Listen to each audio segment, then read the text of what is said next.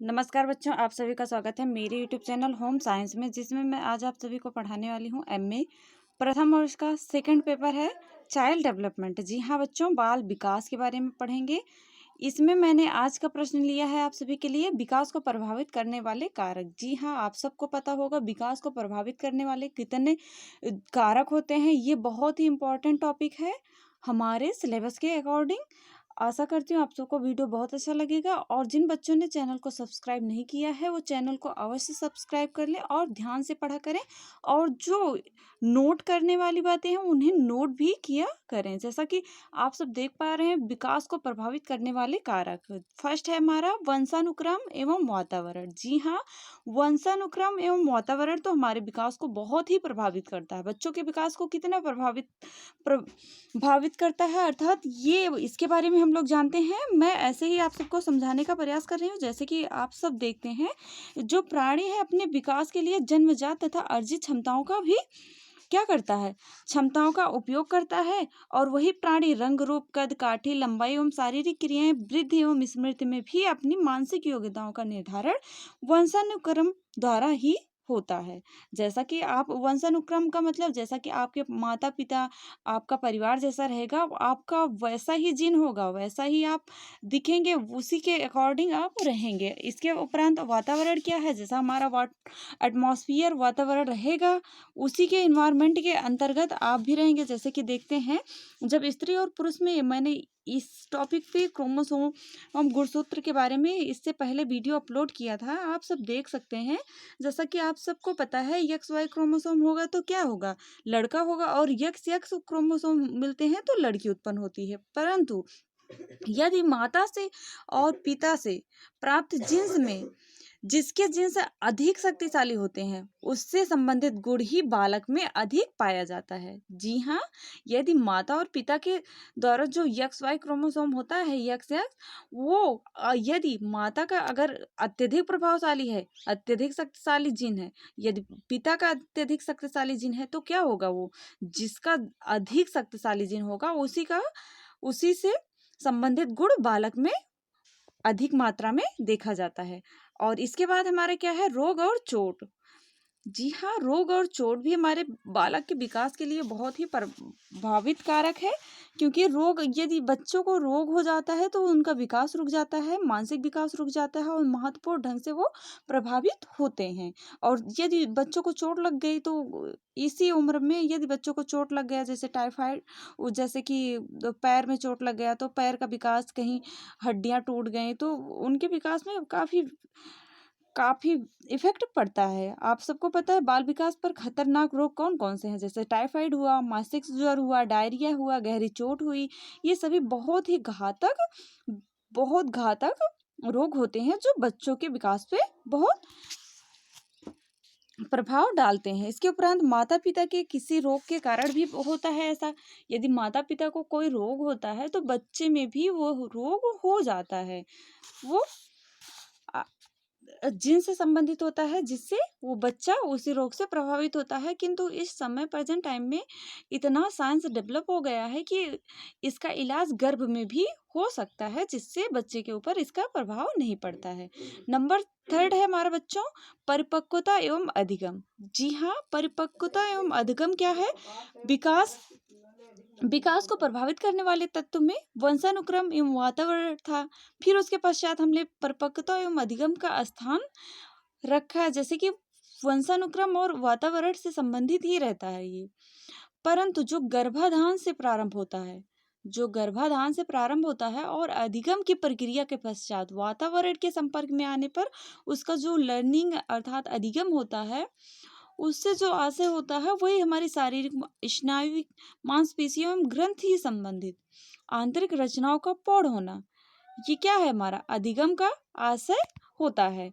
व्यक्ति के द्वारा अनुभवों को अर्जित करना, ये सब क्या होता है, हमारी परिपक्वता। जैसे जैसे बच्चा परिपक्व होता है और उसमें अधिगम आता है, वो स्कूली शिक्षा उसे पढ़ने लिखने का, और उसमें मस्तिष्क विकास होता है बहुत अच्छे से। और यही हमारा परिपक्वता एवं अधिगम होता है। यदि उसके ऊपर कोई प्रभाव पड़ता है, वंशानुक्रम और वातावरण जैसे अनेक प्रकार के प्रभाव पड़ते हैं। जैसे तो क्या होता है, बच्चे का विकास रुक जाता है, विकास के आधार पर स्तंभ हो जाता है और परिपक्वता एवं अधिगम के कारण उनका विकास अच्छे से नहीं हो पाता है।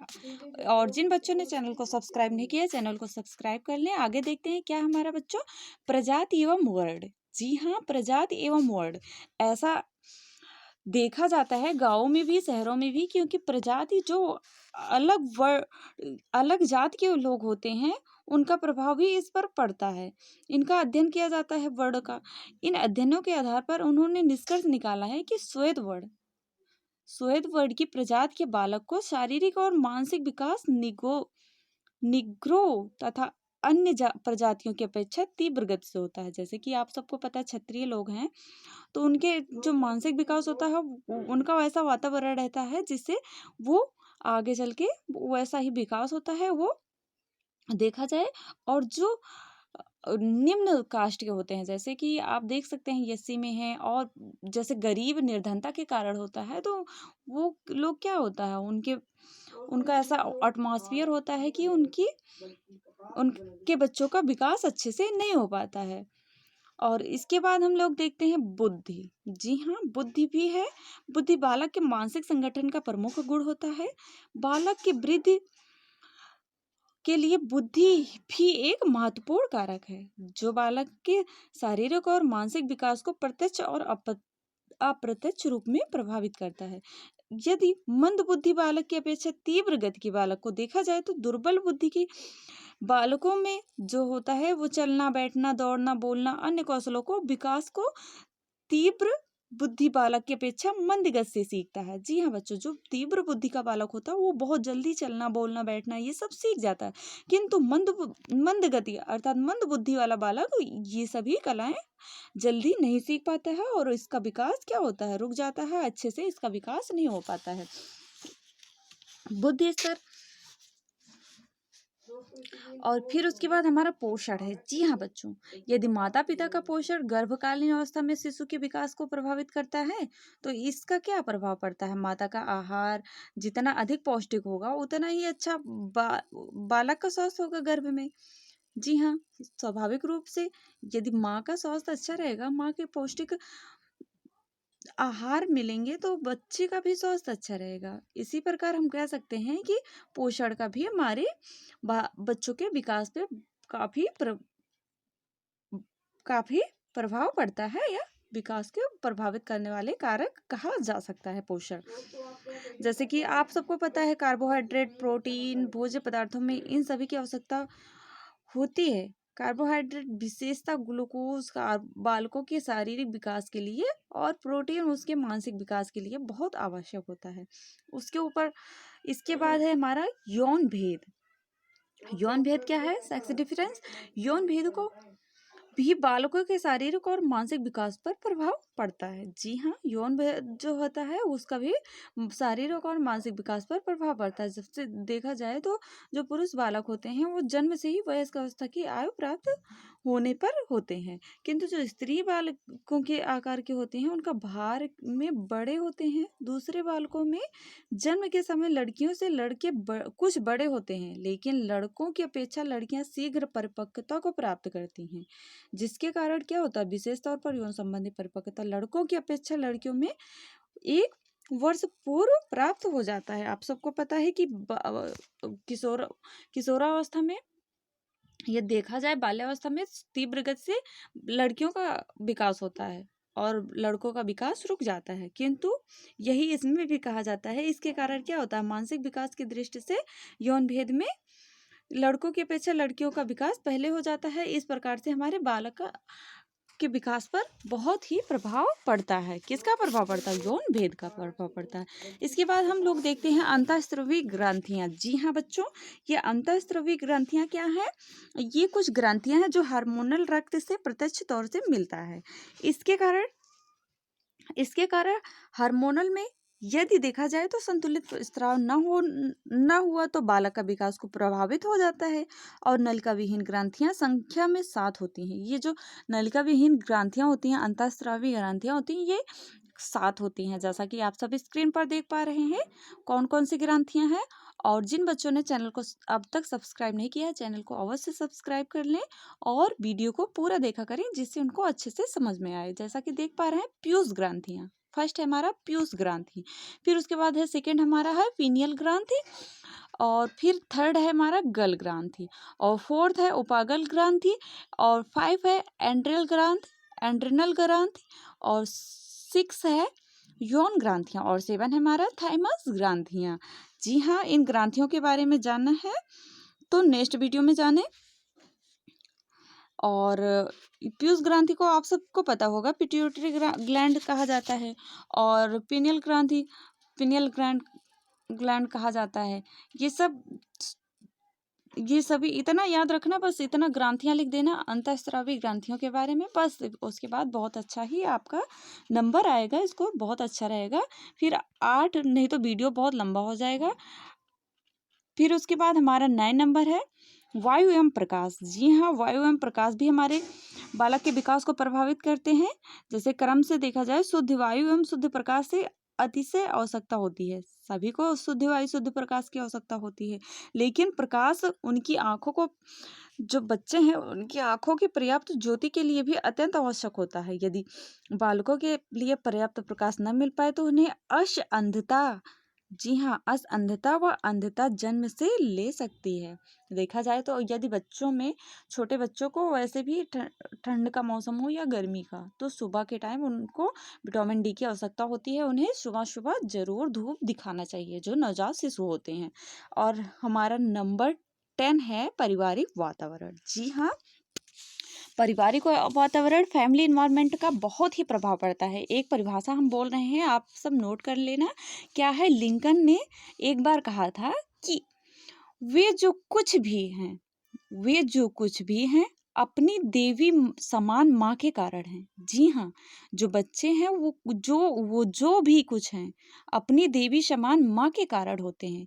बालक विकास पर पारिवारिक वातावरण का विशेषकर माँ का बहुत प्रभाव पड़ता है। ये याद रखना, लिंकन के अनुसार है कि वे जो कुछ भी हैं अपनी देवी समान माँ के कारण हैं। बालक विकास पर पारिवारिक वातावरण का विशेषकर माँ का बहुत प्रभाव पड़ता है। जी हाँ, देखते हैं पारिवारिक वातावरण हो गया है, फैमिली एनवायरनमेंट, इसका प्रभाव बहुत पड़ता है बच्चे के विकास पर। और इसके बाद पड़ोस का वातावरण। जी हाँ बच्चों, यदि आपका इन्वायरमेंट अच्छा नहीं है पड़ोस का, तो क्या होगा? विकास को बहुत ही प्रभावित करता है, क्योंकि अच्छे पड़ोस में रहने वाले बालकों का विकास सही ढंग से हो सकेगा। अगर बुरा पड़ोस है तो उस बच्चे पर प्रभाव भी बुरा ही पड़ेगा। सरलता से देखा जाए तो बच्चा अपराधी बनेगा। अधिकतर अपराध का शिक्षण व तकनीक पड़ोस के अपराधी बालकों से ही सीखता है। इसके बाद हम लोग देखते हैं नंबर 12 है विद्यालय एवं समाज का वातावरण। जी हाँ बच्चों, विद्यालय एवं समाज का वातावरण देखा जाए तो बच्चा जब स्कूल जाने लगता है तो वहाँ का वातावरण उसके लिए बहुत ही महत्वपूर्ण होता है, क्योंकि विद्यालय में खेलना, मनोरंजन के साधन, सहयोगी क्रियाएं, वाद विवाद व अनेक प्रतियोगिताएं होती हैं, जिसके कारण बालक के विकास में सही दिशा देते हैं। फिर इन सभी के बातें उपयुक्त रहने के कारण क्या होता है? शील गुणों का उचित विकास होता है। जैसे कि आप सबको पता है कॉलेज में, स्कूल में क्या होता है, शिक्षक उनका ज्ञान, व्यवहार एवं चरित्र बालकों के लिए सहायता करते हैं।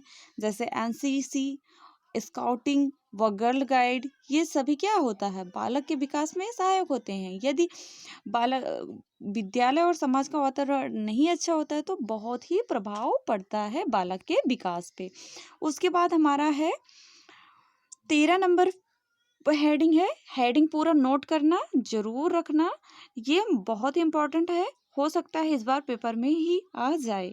सांस्कृतिक वातावरण। जी हाँ, कल्चर एनवायरनमेंट बहुत ही महत्वपूर्ण होता है, क्योंकि आपकी संस्कृति, जो आप जहाँ से बिलोंग करते हैं, जिस देश से बिलोंग करते हैं, वहाँ के बालकों को उनकी संस्कृति बहुत प्रभावित करती है, क्योंकि संस्कृति के अनुरूप ही क्या होता है।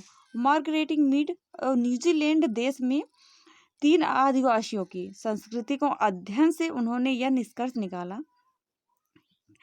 कि उन्होंने निष्कर्ष निकाला तो देखा कि प्रत्येक सांस्कृतिक बाल अपने बालकों पर इस प्रकार प्रभाव डालता है कि बालक उसी संस्कृति के रूप में बन जाता है। जैसा कि आप देखते हैं भारत में है दहेज, छुआछूत, समाज में फैली दुष्प्रभावी वातावरण, इन सभी का प्रभाव क्या होगा, बच्चों पर पड़ेगा ही जरूर।